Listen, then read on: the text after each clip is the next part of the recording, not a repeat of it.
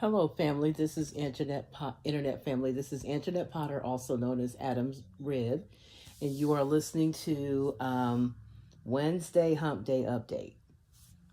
So, I decided to do an update, a midweek update. This may be something that I do regularly every Wednesday, so that I come to you probably about 3 times a week to do the lives. The lives are picking up steam. I'm getting comments.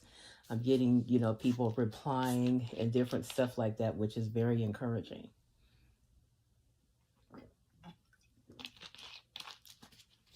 So, as I said, I believe it was Monday or Friday, I don't remember, that I've been seeing a lot of attacks on single moms, especially mothers, and I believe it's specifically aimed at women who have given birth to children out of wedlock. Now, I'm going to go ahead and for me it's disturbing. It's really disturbing because one of the benefits of being a born again Christian is that you are able to, push the reset button on your life. And I find it interesting that people seem to want to cherry pick. You have people who want to force the ticket on Chris Brown, and I said what I said. Okay, if you don't like what you're getting, change that. Don't like the heat, stay out the kitchen. A lot of people, if you listen to, excuse me, many Christian cults, you would think that Jesus's blood, Jesus's death, burial, resurrection, and ascension only applied to men. If a woman has any mistakes or anything that she's ashamed of, you have people who want to hold it over your head for the rest of your natural life. I remember one of my former pastors when I was attending Holy Spirit Fellowship, and she basically had 2 children out of wedlock because her daughter was out of wedlock, but then she gave birth to a child that she gave up for adoption.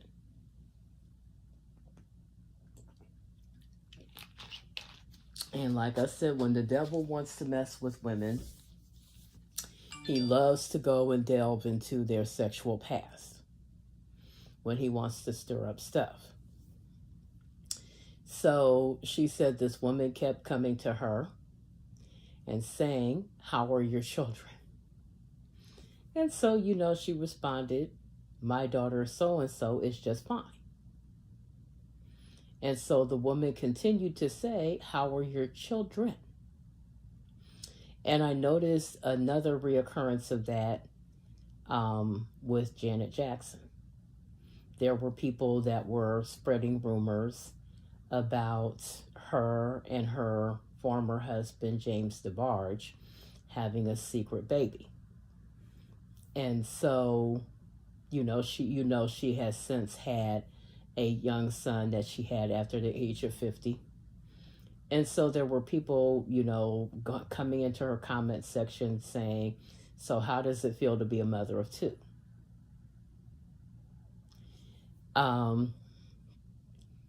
Finally, someone kept talking about, how the Jackson family liked to, have secrets and this, that, and the other. Well, there were pictures of her brother Randy's daughter, who bears a very strong resemblance to her aunt, like many kids do.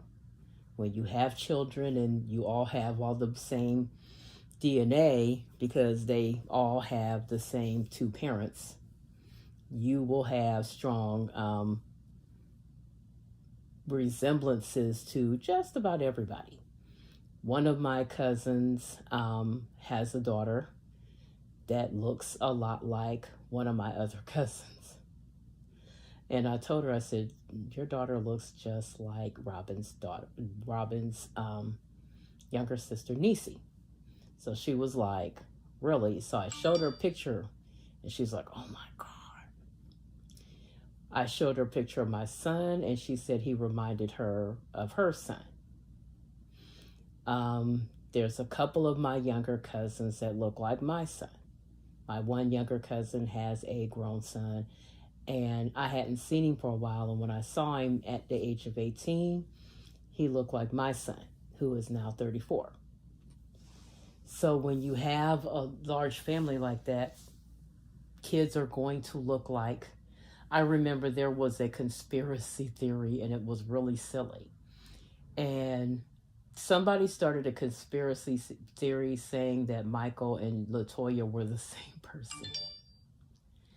And then then they switched from Latoya to him and Janet being the same person. So people do stuff like that.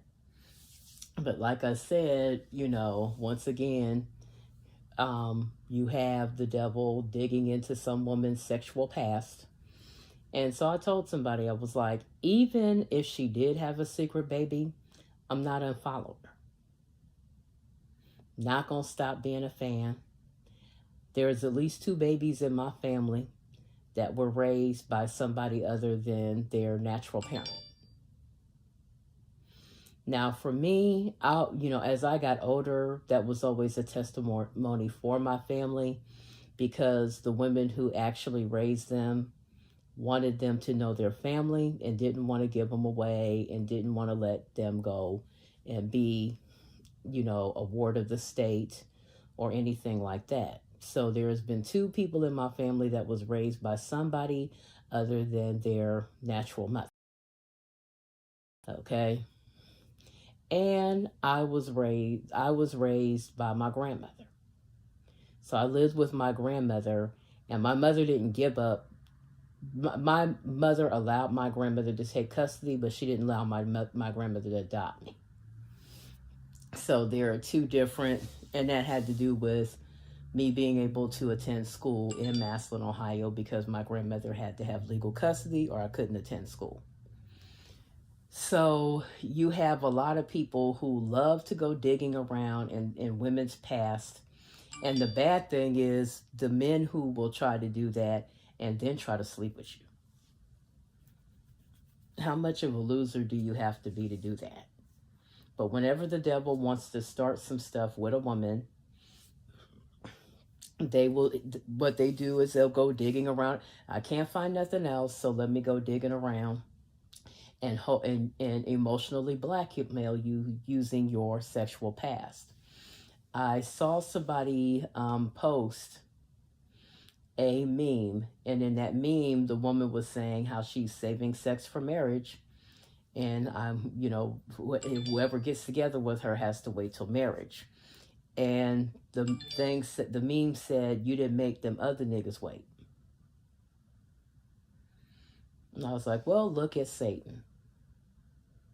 Now, a lot of people would say, well, you shouldn't demonize them for stating what they really believe and this, that, and the other. And I'm like, it is the devil, because it's meant to make these women feel, it's meant to lower their sense of self-worth. And it's meant to make you believe that you're not worthy of a man that will wait till marriage. And if you are a saved woman, and lots of times in these cases, the woman is saved, it's another way to try to mess up your relationship with God. It's another way to try to hinder you in your walk with God. So you hear me talk about supernatural warfare a lot. I don't like to say spiritual warfare. I like to say supernatural, because it is taking place in the supernatural. The Word of God says that we wrestle not against flesh and blood, but against evil principalities in high places.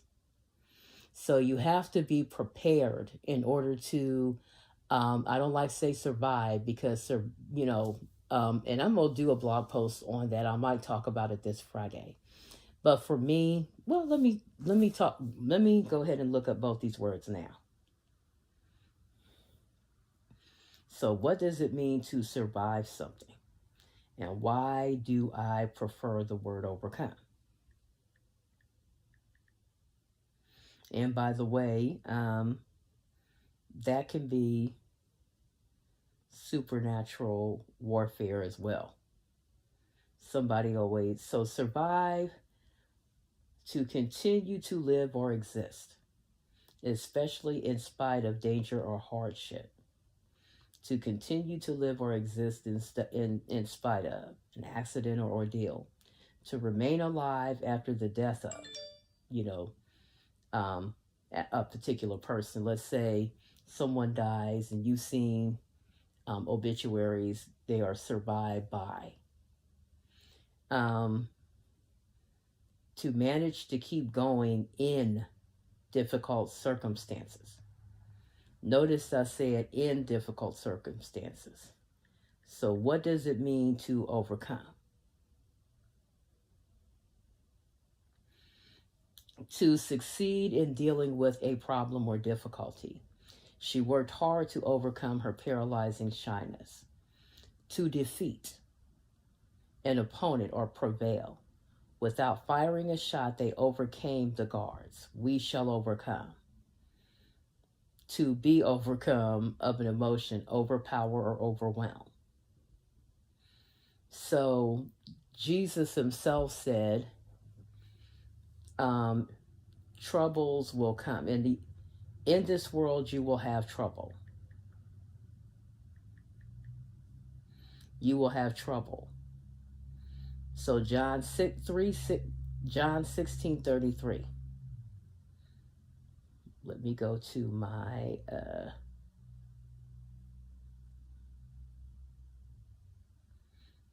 so I have told you these things so that in me you will have perfect peace. In the world you will have tribulation and distress and suffering. But be courageous, be confident, be undaunted, be filled with joy. I have overcome the world. Not I have survived it. I have overcome the world. My conquest is accomplished, my victory abiding. Okay? Let's go into some more about this word overcome.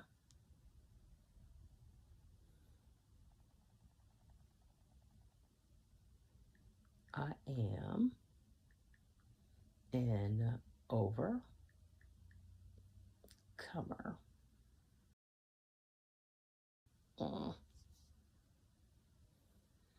Overcomer by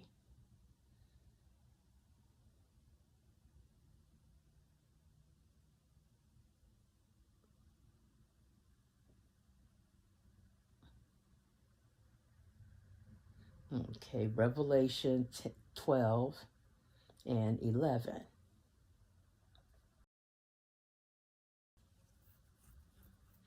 And they overcame and conquered him because of the blood of the Lamb and the word of their testimony. For they did not love their life and renounced their faith, even when faced with death. By the blood of the Lamb and the word of their testimony, they overcame and conquered.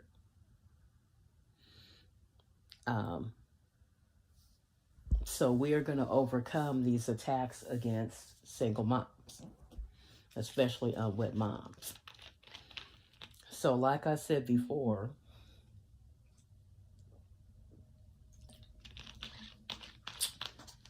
so where do these attacks come from? Where is the origin? They really have to do with archaic teachings and beliefs about women, marriage, and sex.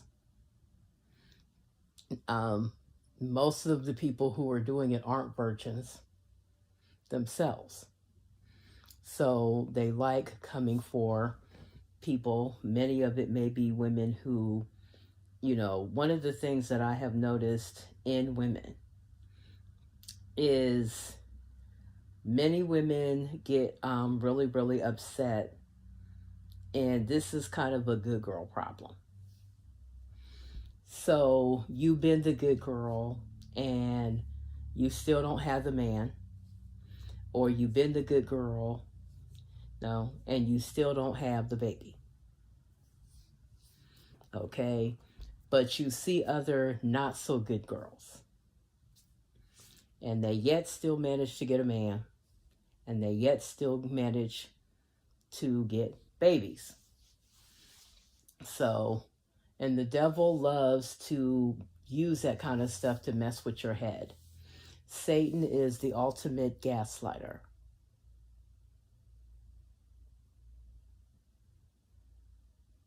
Okay, somebody is offering me something. I'll have to look at it later. But hello, whoever you are, welcome. Thank you for coming. So as I said before, my nice little acknowledgement of, a visitor there. Many times being good is harder than being bad.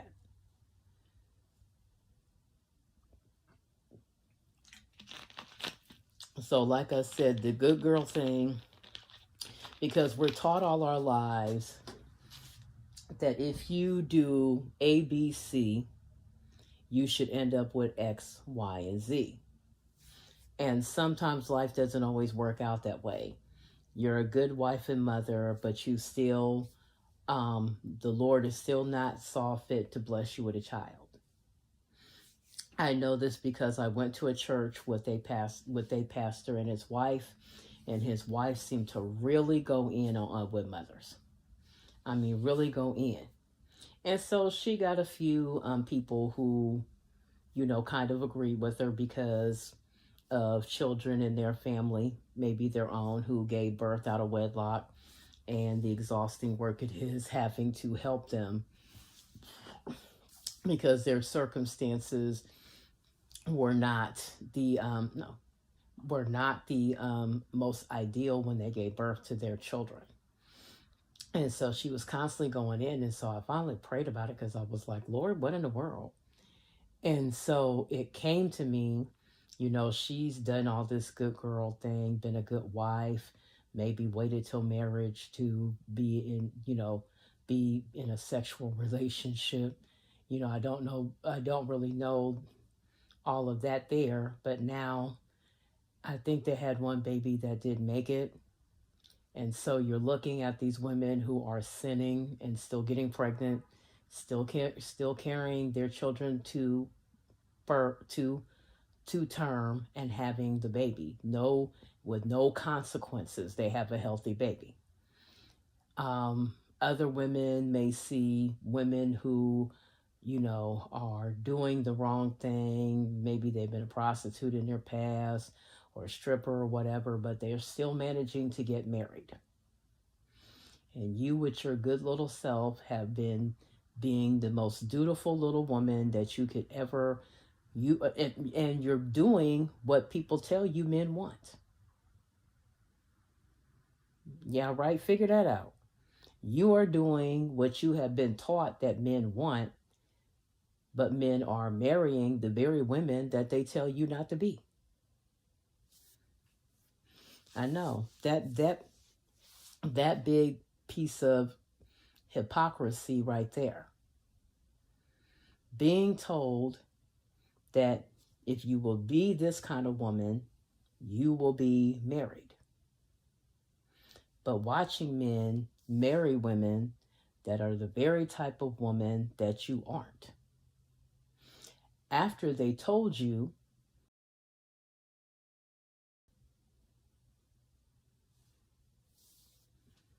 right. I really think, if women would sit down and think about all the lies that they have been told and all of the bill of goods that they've been told, especially by men, you would fight over men less. And you would quit going in on other women so much.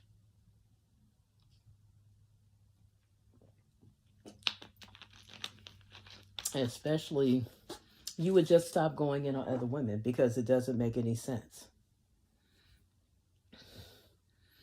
there'd be less women going in on other women over their personal choices, especially those choices that don't have anything to do with you. Because people have to do what's best for them. They really do. And their best may not have anything to do with you. If we could see each other as women that are really trying to navigate this thing called life, the best way we know how. I have this thing that I say to people all the time. What does God call an unwed mother who has given her life to Christ? He calls her daughter. Just like you gave your life to Christ and he called you daughter, he also gives those women the grace to be called daughter too. And if you are both in Christ, she's not just daughter, she's also your sister. I remember commenting on a few celebrity posts, celebrity accounts that I follow. And they were women that had notorious sexual past. And I commented and I said, if you will accept Christ today, God will not only be your daughter, but you will be my sister. Now, I'm saying this to anybody that is listening, that is under the sound of my voice right now. If you accept Jesus Christ as your Lord and Savior today, God will be your father and you will be my sister. Just that simple. No one has a right to go delving into your sexual past. I will say it again, and I will say it until I am blue in the face. You have a right to change your life for the better anytime you want. No one has a right to keep you chained to your past. No one has a right to use your past to disqualify you from anything, including marriage. Anybody that tells you that you are disqualified from marriage because you had a baby out of wedlock is a liar. And the truth is not in them. If they can give men who have 12 baby mamas a chance at redemption, then they can give you the same chance. I don't have a double standard. Okay? There's been people who have talked about, some of the latest things, especially Nick Cannon, and talked about the fact that he is, creating more single mothers. Well, he is. I mean, I like Nick and everything, my little brother in Christ, but I personally don't like the whole narrative of a man, especially a black man with multiple baby mamas, because just because you have money and can take care of them now, they're all infants. These kids, I don't think it's one of them kids that's they're all under the age of 10. I think the oldest ones might be his children with Mariah Carey.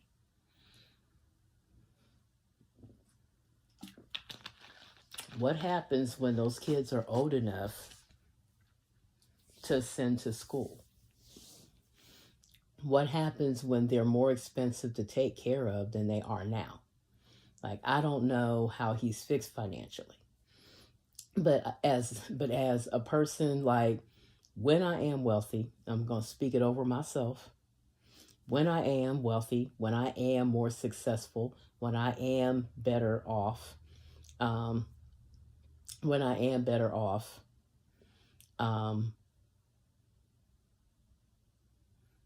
financially. For one thing, the one thing that will be nice is my children are already grown and financially independent. But that doesn't mean that they and their children won't, benefit from me being more successful financially. I will still do for them and still look out for them. But imagine having 12 kids and having to do for all those 12 kids, and it eats up your money. Like the older kids get, I know this from raising two, they get more expensive the older they get. And do you really want to have to take care of 12 children? You have to do 12 colleges. And let's face it, you're famous. They're not going to be going to regular free public schools. That would be crazy because they are younger children. Okay, they are children. They're children of somebody that's famous. You're going to want to send them somewhere where they're going to be safe to go. So, you're going to have to pay for their education. You're going to have to pay for them, and parenting doesn't stop because they turn 18. There's college if you decide to go to college, if they decide to go into business for themselves and you want to get them started off on a good foot. I watched the Chris Rock comedy special tonight. So some people, because I already heard like the complaints about the special and the parts that people were not happy with, and I could understand some of it. I saw a post from one of Tito Jackson's sons where he talked about Chris Rock taking shots at his family. And I can understand that. I don't believe Michael's guilty. I watched a lot of footage and did a lot of searching, and there doesn't seem to be anything. So I myself am really tired of if you believe R. Kelly is guilty, you have to believe Michael Jackson is guilty. No, you don't. That's an attempt to play on your sense of fair play and say, like, no, I really don't believe Michael's guilty. That's another way to, for those that are R. Kelly supporters, to try to guilt trip you and make you say, well, I guess I do have to judge them both the same. Not really. You judge each of them by the preponderance of the evidence. If there was a tape with Michael peeing on a young teenage boy, then yes, I would have to conclude that Michael is guilty. But there isn't. There is taped evidence of R. Kelly peeing on a teenage girl. Okay? Many people have saw the tape. I've never saw the tape. I've had enough of my own issues with porn, and I don't watch child porn. Okay? And so, no, I think it's disgusting. I didn't want to see it. Okay? No, I believe R. Kelly is guilty, and I believe Michael Jackson is innocent. I don't believe he's guilty. Period. And this is not to appeal to anyone, because if I thought he was guilty, I would say I thought he was guilty. And like a lot of people, I was open to the fact that he might be guilty, because you just don't know. You don't know. I don't know. I don't hang out. But the more and more stuff I kept seeing, the more I kept thinking, this doesn't sound right. No, I don't think he's guilty. And that's it on that. I will tell you the funniest part to me. So I have been a Chris Rock fan since my late teens. The first time I saw Chris Rock, he was on this comedy all-star special that was hosted by Eddie Murphy. And he was basically being presented to the public as an Eddie Murphy protege, not wannabe protege. And at the time, like, Eddie was, I think he had made Beverly, I think he was like the toast of the town. And he, this special had Robert Townsend, Marsha Warfield, who was one of my favorites at that time. If you can find it on YouTube and watch it, is really good. It's really funny. And so Chris was on there. It was the first time that I think me and my friend Jennifer had seen it. And so, girl, we could not stop laughing. It was so funny. It was funny as heck. So, after that, we just kind of kept tabs on Chris Rock. So whenever we would see him in something, we would watch it or whatever. Kepa Brothers supported. So I've been a fan of his, I would say, since the mid to late 80s on through now. And he didn't disappoint. He was funny. I think a lot of times, I don't believe that we're sensitive. I'm not going to insult your intelligence and say that if you found parts of it offensive, that you're too sensitive. I think sensitive is a word that gets trotted out, and it's really meant to number one, insult your intelligence. But number two, it's also a way of trying to get you to soften your stance. If you are really truly against something, be against it. I have been posting this quote on my social media by Zora Neale Hurston, where she says, "If you're silent about your pain," I'll go ahead and read it.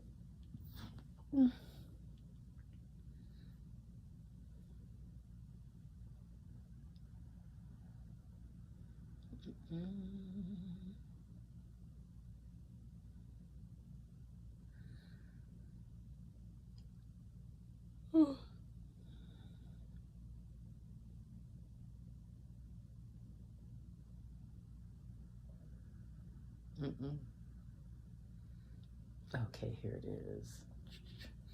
If you are silent about your pain, they'll kill you and say you enjoyed it. Now, I keep that one with me. Number one, it's an excellent quote, but it really describes the experience of a lot of Black women. Because nowadays, if a white man rapes us, we have legal recourse. Our system is jacked, but it's the best system that we have. We at least have the ability to go forward, press charges, and get some type of legal recourse. Back in the day, in Zora Neale Hurston's day and prior, Black women had no recourse. We had no recourse. I want that to sink in, because when I see people constantly romanticizing Sally Hemings and Thomas Jefferson, it gets on my nerves. I don't find that situation romantic at all. And when people say, but it was consensual, she was a slave and he was her owner. We really don't know how she felt about that situation. And, you can go to the relatives and well, whatever. And just because her situation, was the closest you could get to consensual, I think a lot of white people like to romanticize that because it makes you feel less guilty about slavery.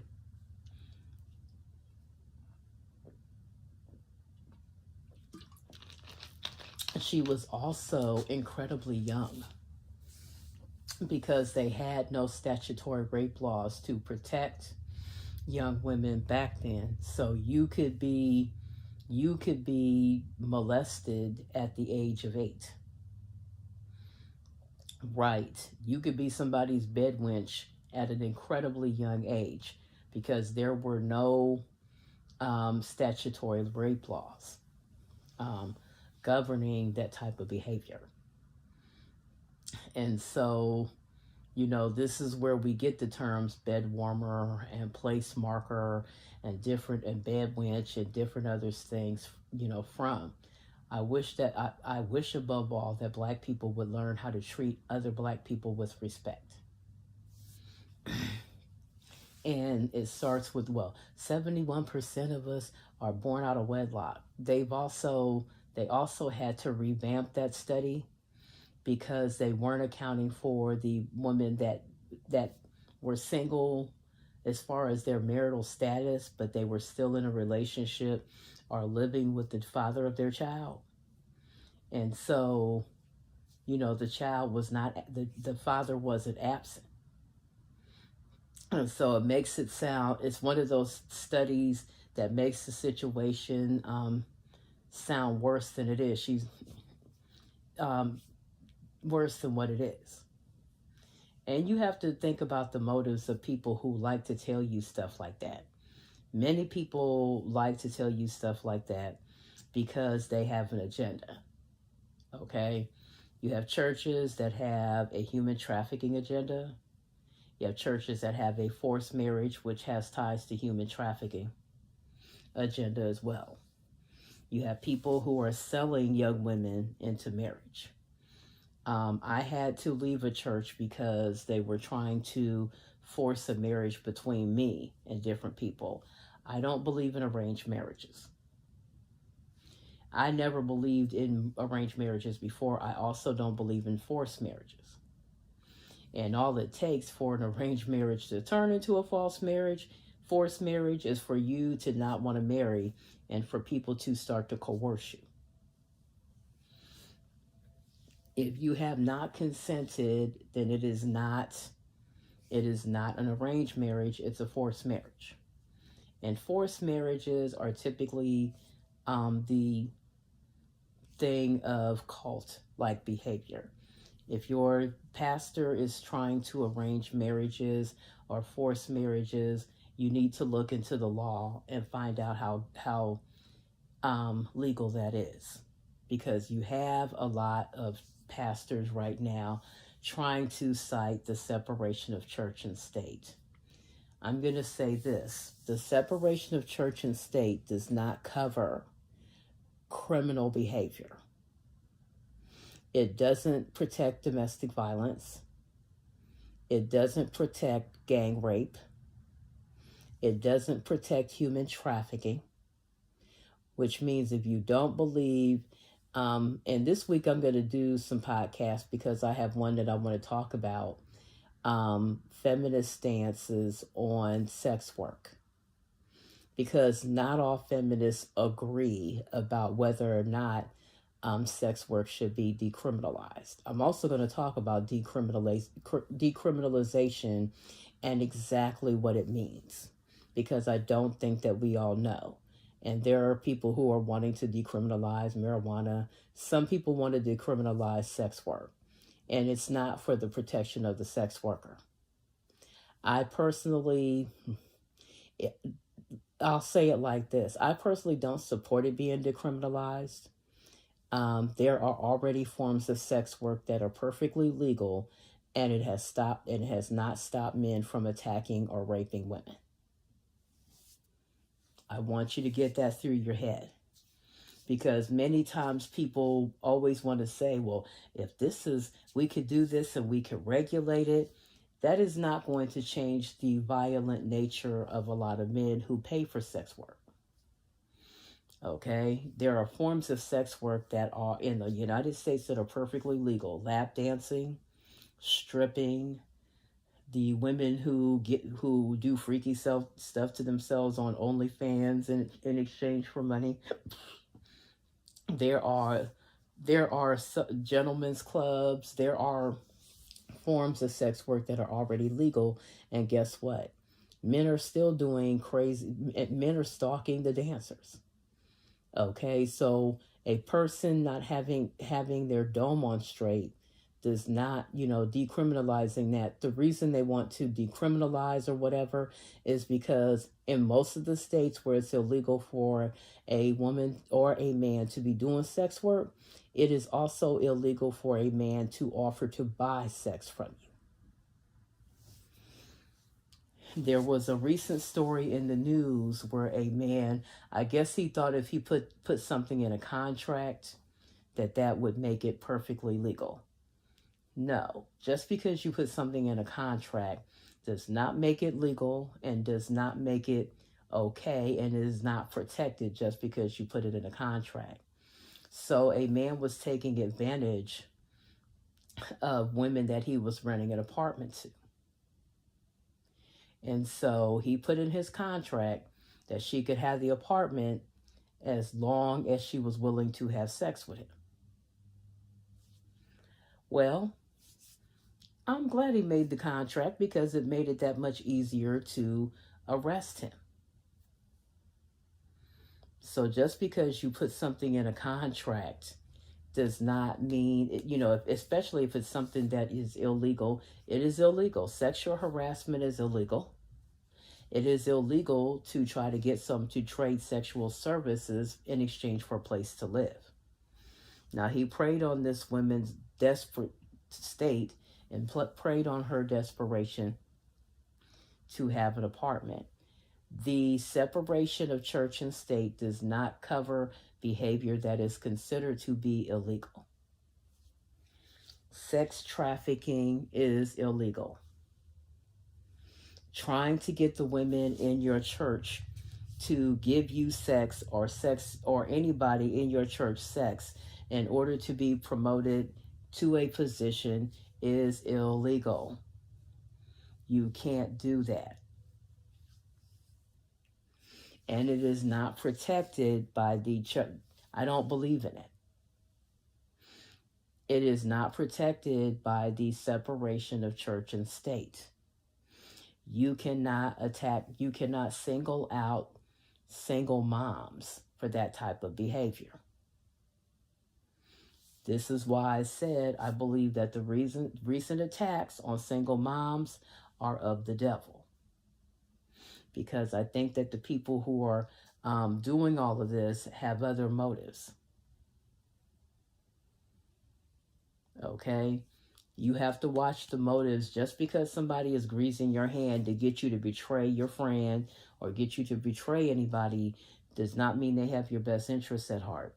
Before you accept that grease, you better make sure that they're not trying to pull you into something illegal, or we'll be looking at your photo on TMZ. It's illegal. And making fun of me for calling it illegal, you will thank me if somebody approaches you. Okay, the church is not protected from having charges pressed on them. Just because you believe something. Charles Manson believed whatever he was telling the family, and he died in jail.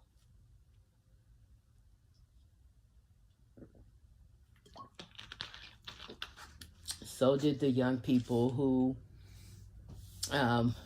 so people will talk about that case and, well, he didn't do the killing. It is illegal to order a hit on someone. Not only that, it's also unbiblical. Okay, sending people to murder someone is illegal. So he was in there, what they call conspiracy. So sending people to murder someone, even if you are nowhere near the premises, if they can find, if you sent orders to have someone harmed, you are not protected by the separation of church and state. If your behavior is considered to be a crime, you can be locked up.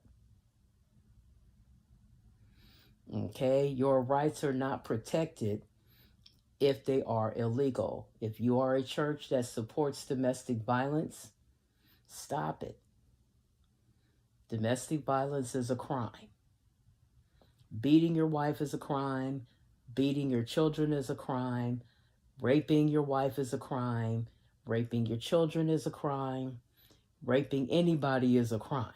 If you are committing a crime, and it seems like the people who are sexual degenerates are the ones who are arguing the hardest for, well, the separation of church and state that does not cover criminal activity. I'm going to say it until I am blue in the face. And I am not just talking about the men. You co-conspirating women, if you continue to protect rapists, if you continue to keep being a part of somebody else's crime, you can be named as an accessory. The separation of church and state does not protect people who are helping to conspire to commit a crime against someone else. So you can be locked up, you can be Sapphira and be locked up right along with your man. So I would suggest that you get on your knees and repent and show a little bit of mercy to some of these women that you are helping your man attack. Anyway, this Friday I will be doing Eclectic Weekends. We're going to celebrate the women in R&B. We're going to celebrate the women of hip hop. I am after 2 weeks after that, I may be covering Christian hip hop. For those of us that don't want to listen to nothing that's gonna make us go back, I'll play some stuff. I'm gonna find some artists because I've heard of, because I'm the type of person, I didn't like boring music when I was in the world. So as a born again Christian belonging to a church that really did not, believe in you listening to secular music, I went and found artists that, soothed my soul and ministered to me just as well as a lot of secular artists did when I was unsaved. Now I'm at a place where I can listen to both pretty well and be okay. So I am going to get off here. Enjoy the rest of your week. I have grandmother duty for tomorrow and Friday morning, and I will see you guys Friday night at midnight so that we can party and reminisce together. I'm going to put together my playlist tonight so that it will be ready for Friday evening, and I will see you then. Bye-bye.